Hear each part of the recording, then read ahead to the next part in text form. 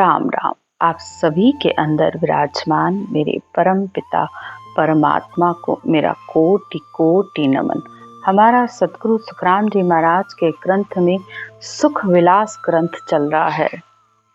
सुख विलास, यहाँ सुख शरीर की बात नहीं हो रही है कि शरीर को कैसे सुख मिले, यहाँ आत्मा के सुख की बात हो रही है। इस ग्रंथ में जितना भी वर्णन बताया जा रहा है, सारा वर्णन इस आत्मा के सुख के लिए कहा जा रहा है कि इस आत्मा को ऐसा सुख मिले, ये ऐसे सुख की प्राप्ति करे जो इसका कभी ना मिटे। और ऐसा सुख रहने के लिए उसे कौन सा स्थान चाहिए? विलास यानी रहना।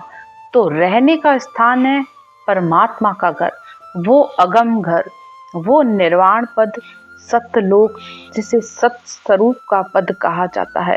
वहां पर समाने के बाद इस आत्मा का ये सुख कभी नहीं मिटता है। ऐसे सुख के लिए अवतार पुरुष राम जी ने भी अपने गुरु वशिष्ठ जी से पूछा था। एक समय सुन राम के आबरती तन्माय, पार ब्रह्म के लोक में किस विध मिलिए जाए। राम जी जो पूर्ण ब्रह्म है, उनके अंदर भी ये भ्रम उठ गया कि वो पूर्ण ब्रह्म कौन सा है, जबकि उनके गुरु कह रहे हैं कि हे राम तुम ही ब्रह्म हो। तो राम जी भी कहते हैं कि नहीं, मैं पूर्ण ब्रह्म नहीं हूँ। हाँ, मेरी आत्मा जरूर ब्रह्म है, लेकिन वो पूर्ण ब्रह्म वो कौन सा है? हे गुरुदेव मुझे बताओ, क्योंकि पांच तत्व के बस पड़ा सो नहीं पूर्ण धाम। यानी ये मेरा शरीर पांच तत्व का, सृष्टि पांच तत्व की, जो पांच तत्व से बना है तो वो मिटेगा भी। तो जो पांच तत्व के बस में है तो वो पूर्ण धाम कैसे हो सकता है? पार ब्रह्म के घट नहीं, ना पद है घट माय, सो पद पूर्ण राम है, सब जन कहता जाए। राम जी कहते हैं कि मेरे अंदर तो तीन गुण पांच तत्व का है मेरा शरीर, और मैं एक सेकंड भी उनसे दूर नहीं हूँ। तो हे गुरुदेव मुझे वो केवल राम बताओ कि सब जन कहते हैं, यानी सब संत कहते हैं उस पार ब्रह्म का तो न कोई घट है, न पद है, न वो किसी घट में है। उस पूर्ण ब्रह्म को, उस पूर्ण राम को कैसे पाया जाता है? जब राम जी ने ये जिद पकड़ी, तब वशिष्ठ जी ने उन्हें इस राम नाम को रटने की विधि बताई और ये नए अक्षर आया। और जैसे ही ये नए अक्षर सत शब्द आया तो राम जी को अपने अंतर के उस ब्रह्म का अभ्यास हुआ। यानी इस हर त्रिलोकी की आत्मा में वो आत्म राम दिखने लगा। ऐसी उनकी ब्रह्म समाधि लग गई। और जब ब्रह्म समाधि लग गई तो वो सब कुछ छोड़कर उस ध्यान समाधि में बैठ गए। तो सारी सृष्टि में सब देवताओं को चिंता होने लगी। तो उन्होंने वशिष्ठ मुनि जी से कहा कि आपने ये क्या किया? आपने राम को ऐसा ध्यान बता दिया कि वो अब समाधि से उठ ही नहीं रहे हैं। तो इस संसार का कार्य कैसे होगा? क्योंकि वो अवतार बनकर आए हैं और निमित्त अवतार बनकर इस संसार में राक्षसों से रक्षा करने के लिए आए हैं हमारी। तब सबने राम जी को जगाने की कोशिश की, लेकिन वो उस समाधि से नहीं उठे। तो वशिष्ठ मुनि जी ने राम जी से कहा, हे राम जी अपनी समाधि खोलो और तुम संसार में जिस कार्य के लिए आए हो उस कार्य को करो। तो इस पर राम जी ने कहा कि मैं अपने ही हाथ से अपना हाथ कैसे काट सकता हूँ? मुझे तो सकल सृष्टि में वो पूर्ण राम दिख रहा है। मेरे अंदर जो राम है वही रावण के अंदर भी वही राम है, मैं उसे कैसे मारूं? लेकिन जब वशिष्ठ मुनि जी ने उनसे बार बार कहा कि हे राम तुम ये बात में भी कर सकते हो, लेकिन परमात्मा ने तुम्हें संसार में जो औदा देकर भेजा है, तुम्हें निमित्त अवतार बनकर भेजा है, रक्षा का औदा है इस समय तुम्हें, तो तुम इस संसार की रक्षा के लिए सब राक्षसों को मारकर इस संसार को मुक्ति दिलाओ। ये ज्ञान चर्चा योग वशिष्ठ पुस्तक में इसका पूरा विवरण दिया गया है। और सतगुरुदेव ने भी इस ग्रंथ में इस ज्ञान चर्चा का वर्णन किया है। तो राम जी भी उस सुख में विलास करना चाहते हैं, उस पूर्ण राम को जानना चाहते हैं कि उस पूर्ण राम को जानने का क्या भेद है, क्या विधि है। वही सारा ज्ञान इस सुख विलास में भी सद्गुरुदेव बता रहे हैं। यानी एक एक कमल, एक एक चक्र का वो बता रहे हैं कि कौन सा कमल, जैसे संसार में कमल का फूल होता है तो वो ऊपर से उसकी कितनी पंखुड़ियां होती है, नीचे से उसका कौन सा रंग है, उसके तने का रंग क्या है, ऊपर से उसका रंग क्या है, उस पंखुड़ी को खिलती कैसे है, उसकी खुशबू कैसी होती है, सारा वर्णन जैसे संसार में बताया जाता है, ऐसे ही ज्ञान चर्चा में यहाँ भी बताया जा रहा है कि सबसे पहले शब्द कंठ कमल पर आया तो यहाँ पर 2 पंखुड़ी का फूल खिला है। यानी वो अभी शुरुआत हुई है, शब्द आकर यहाँ सबसे पहले जागृत हुआ है। जैसे ही आत्मा ने इस श्वास पर श्वास में सिमरन किया, इस राम के नाम को लिया, तो ये शब्द यानी ये ध्वन्यात्मक शब्द, ये जो धुन है, जैसे वीणा के तार को छेड़ते ही, भले आपको संगीत नहीं आता है लेकिन अगर एक तार को भी आप छेड़ते हो तो उसमें से धुन उठती है। या कोई पियानो बजाते हो, आपको नहीं बजाना आता है लेकिन अगर एक बटन पे भी आपकी उंगली लग जाती है तो उसमें से वो धुन निकलना शुरू हो जाती है। तो ऐसे ही जब ये रटना रूपी चक्री चलती है तो वो उसमें से वो ध्वन्यात्मक शब्द होता है, वो कंठ कमल पर आकर जागृत हो जाता है। यानी वो परमात्मा आकर खुद इस प्रेषता के रूप में, इस सत्शब्द के रूप में आकर आत्मा के इस कंठ कमल पर आ जाते हैं। यानी कि इस आत्मा ने परमात्मा को प्रेम से याद किया और वो परमात्मा पल में आकर हाजिर हो गया। अब तुम भले इस बात को शुरू में ना समझ पाओ, लेकिन जैसे जैसे अपनी साधना मार्ग पर आत्मा आगे बढ़ती है तो उसका जो आनंद बढ़ता जाता है, दिन ब दिन उसका जो आनंद बढ़ता जाता है, जो जो वो अपने शरीर में अनुभव करती है, अनुभव आत्मा करती है इस शब्द का, लेकिन कुछ ऐसे गहरे अनुभव होते हैं जिसे ये शरीर भी अनुभव करता है। जैसे कंठ का अनुभव, कंठ में जब शब्द आता है तो गिलगिली होती है, गदगद होने लगता है, प्रेम आत्मा को जागृत होता है कि परमात्मा कौन है, क्या है, मैं भी उसे जानूं। जब हृदय में आता है शब्द तो आत्मा के अंदर अनंत प्रेम होता है परमात्मा के लिए, वो प्रेम में रोने लगती है, बिना वजह की भी उसकी आंखों में, जैसे जैसे ज्ञान को सुनती है तो इस आत्मा के आंखों से आंसू बहने लगते हैं। वो उस विरह को संभाल ही नहीं पाती है, उसे ये नहीं समझ में आता है कि ये सब मेरे साथ क्यों हो रहा है, लेकिन ये शब्द आने की निशानियां हैं। फिर जैसे जैसे ये शब्द और आगे बढ़ता है, इस शरीर को बेल की तरह बताया गया है। जैसे बेल धीरे धीरे आगे बढ़ती जाती है, पूरी तरफ छा जाती है, ऐसे ही ये शरीर भी बेल है।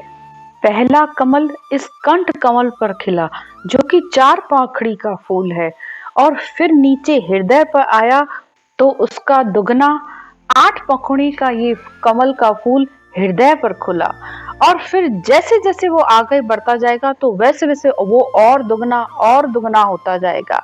तो कल हमें कंठ और हृदय के चक्र की हमें बात बताई। अब जैसे ये शब्द और आगे बढ़ता है, घटवर फिरे चक्री के नाई, पल पल रोज कमल बिगसाई, ये कमल और खिलता है, वैसे वैसे इस आत्मा का आनंद बढ़ता है, और ये श्वास उश्वास में ये रटना की चक्री अपने आप चलने लगती है। रात दिवस घूमे मन माही, आ ऐनान हृदय जाही, 10-20 दिन हृदय ध्याना, अब धरणी को किया पयाना।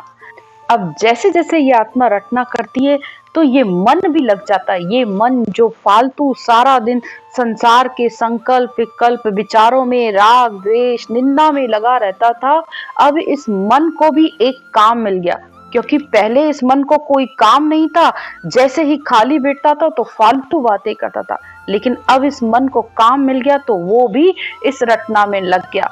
सबसे पहले हमें बताया था ना कि ये जो आती जाती श्वास है, इसमें मन लगाना है, अपनी आंखों को और अपने मन को इस आती जाती श्वास को देखने में लगाओ। तो ये मन जब इससे जुड़ जाएगा तो वो शब्द आकर जागृत हो जाएगा, और जब शब्द जागृत हो जाए तो सुरता शब्द के ध्यान में लग जाती है और मन रटना में लगा रहता है। तो वो शब्द उससे आगे से आगे बढ़ता जाएगा और आत्मा का भी आनंद दिन ब दिन लगता जाएगा। नहीं तो अगर मन इस रटना में नहीं लगाओगे तो तुम्हारा मन लगेगा ही नहीं सिमरन में। तुम मुंह से भले रटना करते रहोगे लेकिन तुम्हें शब्द का आनंद ही नहीं आएगा, क्योंकि सिर्फ राम राम थोड़ी बोलना है, सिर्फ सिमरन नहीं करना है।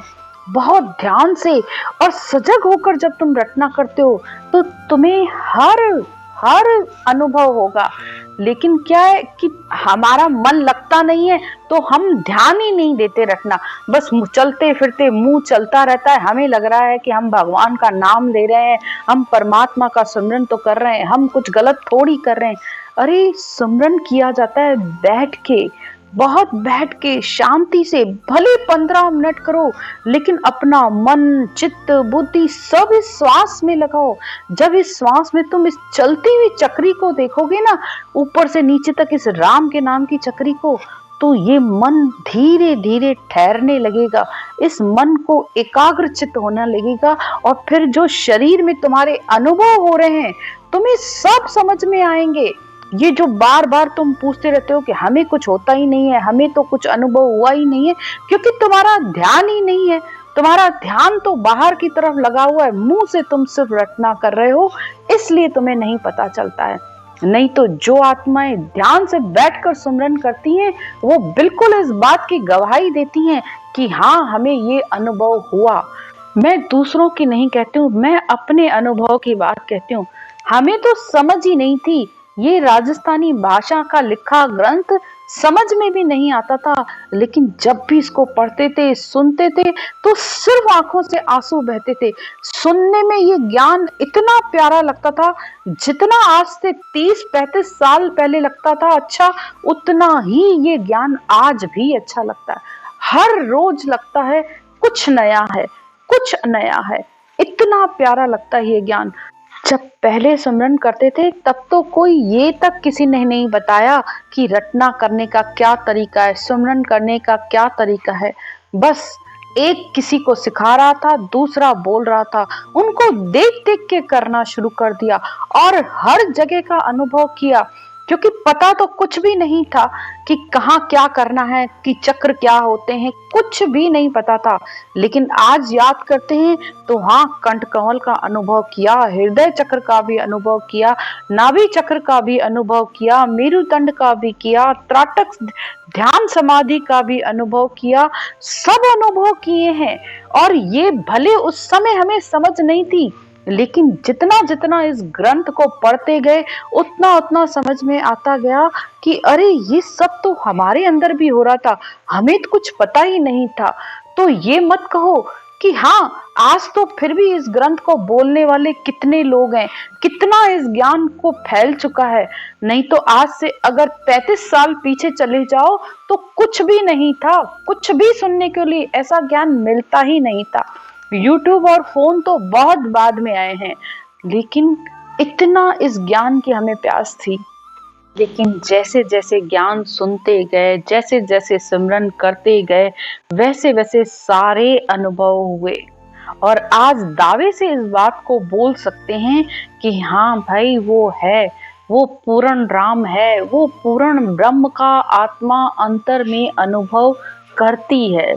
आगे सतगुरुदेव कहते हैं कि मैंने 10-20 दिन इस हृदय में ध्यान किया और फिर अब धरनी को किया पयाना। अब आत्मा आगे की तरफ बढ़ी, यानी अब हृदय से वो मध्य चक्र की तरफ बढ़ी। हृदय नाभ बिचे खट कमला, पीवत भेल भया सब समला। अब हृदय और नाभि के बीच में 6 काठ का कमल है और जब शब्द नाभि की तरफ आता है तो जैसे सारी बेल को पानी मिलता है, नाभि शरीर का बिल्कुल सेंटर पॉइंट है। इस नाभि पे 24 नाड़ियों का बंध है और एक एक पर 3 उपशाखाएं हैं और वो पूरे शरीर में ये जाल की तरह फैली हुई है। तो जब नाभि पे जोर लगाकर रटना और सिमरन किया जाता है तो वो शब्द पूरे शरीर में उस शब्द की गुंजार फैलती है और हर नसों नाड़ियों में उस शब्द की वो रंकार की धुन का अनुभव होता है। अब सदगुरुदेव आगे कहते हैं, फूटे बांस चहुं दिश जावे, पांच रंग पाख भंवर बिलमावे, पांच कंवल पांचों रंग जानो, छठा कंवल रंग कौन पहचाने। अब जो ये शब्द का अनुभव हो रहा है, ये इस तरीके से जैसे बाग में खुशबू फैल जाती है, इस तरीके से इसका अनुभव हो रहा है। और इस कमल का रंग 5 रंग है। जैसे सृष्टि में 5 तत्व हैं, उन 5 तत्वों के 5 रंग हैं। पृथ्वी का पीला, जल का सफेद, अग्नि का लाल, आकाश का काला और वायु का नीला। ये 5 तत्व सृष्टि में हैं और 5 ही रंग हैं। जब भी कोई छठा रंग बनता है तो इनको मिलाने पर बनता है। या 2 को मिलाओ, 3 को मिलाओ या 4 को मिलाओ, तब जाके वो छठा रंग होता है। इसी तरीके से सदगुरुदेव कहते हैं कि ये 5 तो संसार में हैं और ये पांचों जो रंग हैं ये अंदर में अनुभव हो रहे हैं इन 5 कवलों के। लेकिन ये जो छठा रंग है उसको कौन जानता है। जैसे संसार में 5 रस तो हैं, लेकिन ये जो छठा रस का अनुभव होता है वो कौन सा है। यानी कि ये जो शब्द ब्रह्म है, ये छठा रस है, ये छठा रंग है। इसका अनुभव कौन आत्मा कर सकती है। जो भक्ति करती है, सिमरन करती है, वो ही आत्मा उसका अनुभव कर सकती है। केसा वर्ण पाखुड़ी केती, ले देखो दीपक कर सेती। ये सारा मध्य कवल का यानी हृदय के बाद जो मध्य चक्र आता है उसका अनुभव बताया जा रहा है। तो इसका ज्ञान से अनुभव करना है। अब तो शब्द नाभ को चालो, जब कर्मा पर घेरा घालो, नाभ कमल उठो गरणाई, 72 नाड़ी बीण बजाई। जब 72 ही नाड़ियों में नाभि पर जब शब्द आता है तो 72 ही नाड़ियों में इस शब्द की गुंजार फैल जाती है। शब्द का अनुभव इस तरीके से होता है और जब यहाँ पर आता है ना तो आत्मा के सारे कर्मों का क्षय हो जाता है। क्योंकि वो धारोदार लिव लगन प्रेम से मन लगाकर आत्मा रटना करती है तो सारे कर्मों का नाश हो जाता है। और आत्मा कि जब कर्मों का नाश हो जाता है तो ये आत्मा अंदर में इस शब्द की गुंजार अनेक तरीके से सुनती है। वीणा की तरह, मुरली की धुन की तरह, शंख की तरह, चिड़ियाओं की चहचहाट की तरह, मृदंग की तरह अनेक तरीके की रागें उसके अंदर, अनेक तरीके की धुनें उसके अंदर प्रकट हो जाती हैं और आत्मा दिन ब दिन उस आनंद का अनुभव करती रहती है। जैसे जैसे वो आत्मा आगे बढ़ती है तो अनेक रागें, अनेक ध्वनियां, अनेक ही अनुभव करती है। उसकी चर्चा हम कल करेंगे। राम राम। सिमरन की विधि। सिमरन करने का तरीका बहुत ही सरल है। सबसे पहले आप अपनी इस श्वास को समझिए।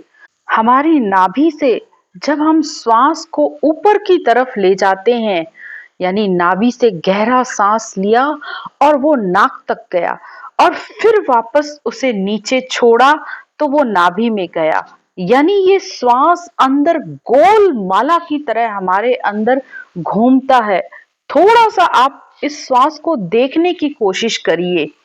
गहरा श्वास लिया, जब श्वास नाभि से लिया तो उसमें आपको राम राम बोलना है और जब छोड़ा तब भी राम राम बोलना है, वो भी कंठ और जीभ के साथ। अगर आप लोग पहली बार कर रहे हो तो जैसे अनुलोम विलोम किया जाता है, ये बस वही तरीका है।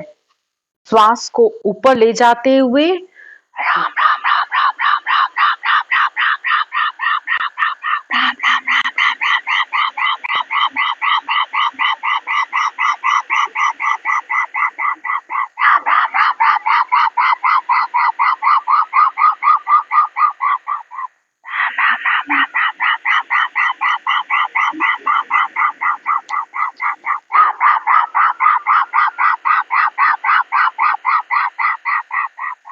श्वास को देखते हुए आपको सिमरन करना है। ये सिमरन की विधि है। जब आप इस तरीके से सिमरन करते हो तो वो सत्शब्द, शब्द ब्रह्म ने अक्षर आकर इस कंठ कमल पर जागृत हो जाता है।